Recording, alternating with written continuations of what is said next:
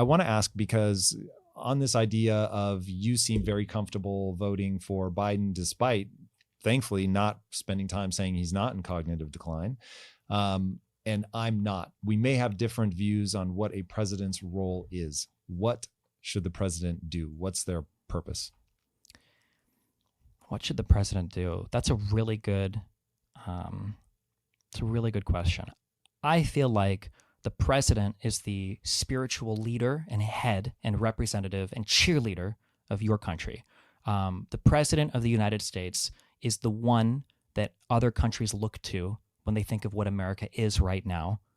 The president has the exclusive authority to negotiate treaties with other countries, right? And the article powers that are granted to the president, right? So the president is he's our representative and our cheerleader and our ambassador to the world. This is my president. He's the one who talks to your president. He's the one that goes to NATO. He's the one that, or goes to the UN assemblies and makes speeches. This is my president, right? So I think that's a job that he has internationally. And then I think a job that he has domestically or nationally is the president has to find a way to advocate and push for the things that he believes.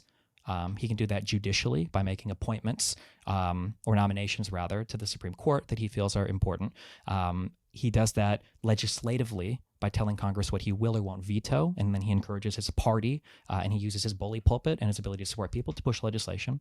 And he does it as part of the executive branch and how he decides he wants to execute the laws that Congress passes, right? So whether that looks like DACA from Obama or whether it looks like border enforcement from Trump, these are like the jobs of the president. He's our number one cheerleader, our number one ambassador. He's the uniter, but also the guy that pushes in the policy direction. And then he executes his roles and his function as the head of government. And I think these are all incredibly important jobs as president.